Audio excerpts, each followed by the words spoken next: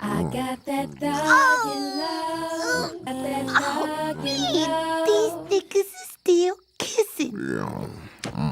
Oh, they busted slop. You excited to see me in the new movie, right? Hello, I'm CraftyAndy, and these are my thoughts on Sonic 2.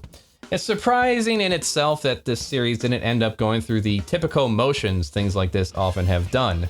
Usually, if you take a series like this and adapt it, the things that made the character's story and setting interesting would be completely ignored in order to turn it into a coming-of-age story involving a character everyone hates. And much to my surprise, the first movie didn't involve Sonic coming out of the game itself, through magical happenstance, befriend some kid who keeps him secret, and have Tom the Pig figure out that the most important thing in life is family. Family, family, family, family, family. With Sonic jumping in a portal to have some forced, tearful goodbye. Also known as the refugee from TV land trope, and I fucking hate that setup. Like the Fat Albert movie involving some girl crying some tears on a remote control, and all of a sudden, ooh, look at the characters in the real world. Isn't that wacky? Isn't that weird? But no, in some bizarro twist, the series started decent and is now even better. Sonic 2 is pretty entertaining. I enjoyed the interactions between the characters I've grown up with since childhood. The references to the various games is charming. Most importantly, Tails, Knuckles, and Sonic have their distinct personalities and abilities. It doesn't get annoyingly upbeat during life and death moments, like the fucking modern games do. Seriously, that's the thing I couldn't stand about the few adventure games I played. Robotnik will have some death cannon threatening millions of lives, and Sonic just smiles going, "You'll never catch me, Eggman." Because we're Sonic heroes. I wish they'd just bring things back to their own world and not have to deal with these humans altogether. But whatever, I'm not in charge, so it looks like we're gonna have to be stuck on Earth with Tom the Pig, his wife, and angry sister-in-law. So help me, Thomas. Sorry. I've seen enough movies to the point I have to say up front what a relief it is not to have a typical second act breakup. Better titled, The Plot-Mandated Friendship Failure. Or rather, the third act I don't like you part.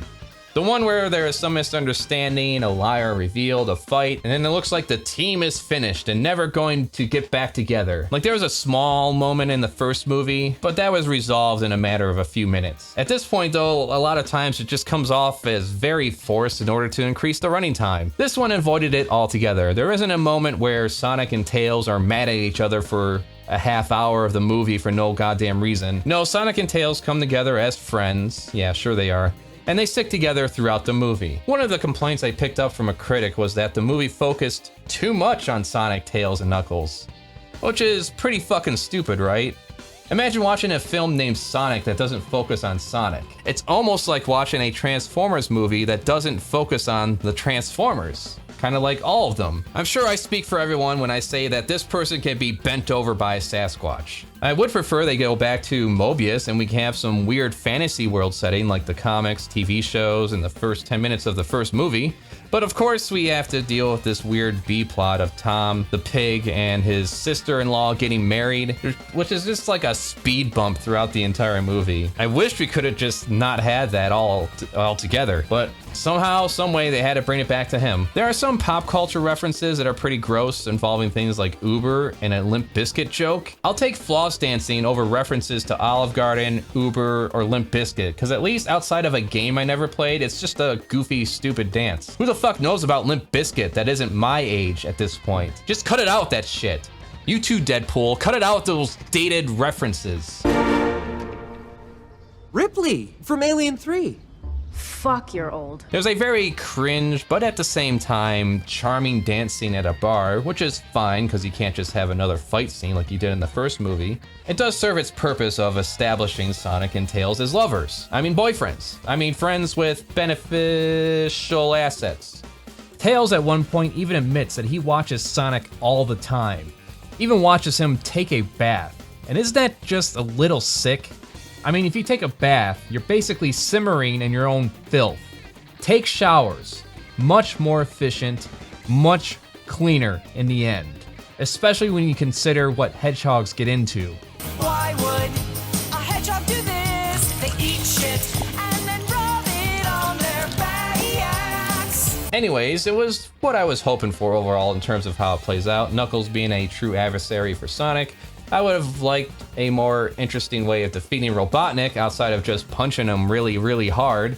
But hey, we'll be getting into nitpicks at that point. Speaking of nitpicks, it is kind of weird with this idea that all the echidnas and owls just killed each other in a war. It's pretty clear no one wants to figure that out or dig deeper into the fact that two species of creatures are extinct over the fact that they are fighting over a power that can manipulate reality at will. Then there is this funny thing that cops never use guns in this movie. Can the cops in our reality take note of this? There isn't a single real gun in sight. They all just use tasers as a first primary option. I still think the human characters are the weakest element to these stories, and I don't think anyone would notice if the next movie Sonic is just like, bye, I'm moving out with my boyfriend Tails and Knuckles. Well, boyfriends. I mean friends. We're just friends. All three of us are just friends.